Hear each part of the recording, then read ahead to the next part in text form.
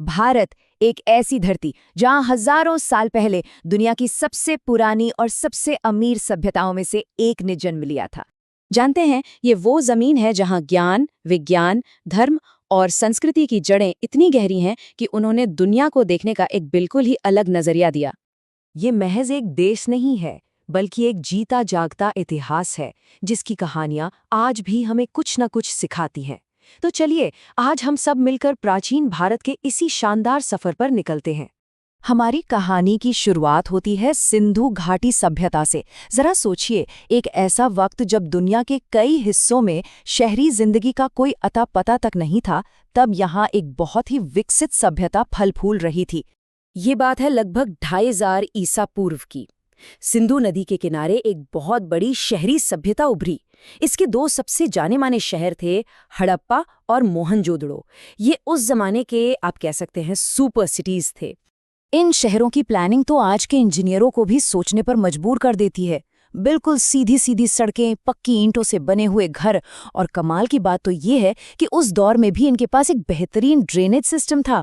इतना ही नहीं, इनका व्यापार दूर दराज मेसोपोटामिया तक फैला हुआ था। लेकिन इतनी तरक्की के बाद भी एक सवाल है जो आज भी एक रहस्य बना हुआ है, और वो है इनकी लिखावट। हजारों मोहरों और बर्तनों पर मिली इनकी लिपि को आज तक कोई समझ नहीं पाया है। सिंधु घाटी सभ्यता के बाद भारत के इतिहास ने एक नया मोड़ लिया। करीब 1500 ईसा पूर्व में आर्यों के आने के साथ ही वैदिक काल की शुरुआत हुई। इसी दौर ने भारतीय समाज और संस्कृति की नींव रखी। इस समय को जानने का हमारा सबसे बड़ा जरिया है वेद। ये सिर्फ धर्म की किताबें नहीं हैं, बल्कि उस समय के समाज, सोच और रहन सहन का एक पूरा खजाना है। और इन चारों वेदों में सबसे पुराना और सबसे खास है ऋग्वेद। वैदिक समाज को काम के आधार पर 4 हिस्सों में, यानी 4 वर्णों में बांटा गया था। ब्राह्मण, जो पूजा पाठ और शिक्षा का काम करते थे; क्षत्रिय, जो शासक और योद्धा थे; वैश्य, जो व्यापार और खेतीबाड़ी करते थे; और शूद्र, जो सेवा का काम करते थे। ये वो दौर था जब जिंदगी का आधार गांव थे और लोगों का मुख्य काम था खेती और पशुपालन। उस समय गाय को धन दौलत का प्रतीक माना जाता था। वैदिक काल की आखिर तक आते आते छोटे छोटे कबीले अब बड़े राज्यों में बदल रहे थे। ये एक ऐसा दौर था जब सिर्फ सियासत ही नहीं, बल्कि लोगों के विचारों में भी एक बहुत बड़ी क्रांति आ रही थी। धीरे धीरे ये छोटे छोटे राज्य मिलकर 16 बड़े और ताकतवर राज्यों में बदल गए। इतिहास में इन्हें महाजनपद के नाम से जाना जाता है, और यहीं से भारत में बड़े बड़े साम्राज्यों के बनने की शुरुआत हुई। इन 16 महाजनपदों में से एक, मगध, सबसे ज्यादा ताकतवर बनकर उभरा।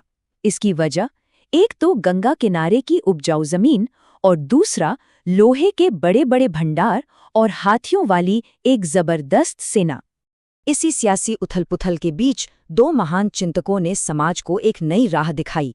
एक थे सिद्धार्थ गौतम, जो आगे चलकर बुद्ध कहलाए, और उन्होंने दुखों से छुटकारा पाने का रास्ता दिखाया। और दूसरे थे महावीर स्वामी, जिन्होंने अहिंसा और सत्य के सिद्धांतों पर जोर दिया, जिससे जैन धर्म फैला। मगध की ताकत ने एक नए दौर का दरवाजा खोला, एकजुट होने का दौर। अब छोटे छोटे राज्यों की जगह बड़े बड़े साम्राज्यों ने ले ली थी, जिन्होंने पहली बार भारत के एक बहुत बड़े हिस्से को एक झंडे के नीचे ला खड़ा किया। इस दौर की कहानी 2 महान साम्राज्यों के आसपास घूमती है। पहला, मौर्य साम्राज्य, जिसने भारत को एक राजनीतिक पहचान दी, और दूसरा, गुप्त साम्राज्य, जिसे भारत का सुनहरा दौर भी कहा जाता है। भारत का पहला सबसे बड़ा साम्राज्य था मौर्य साम्राज्य।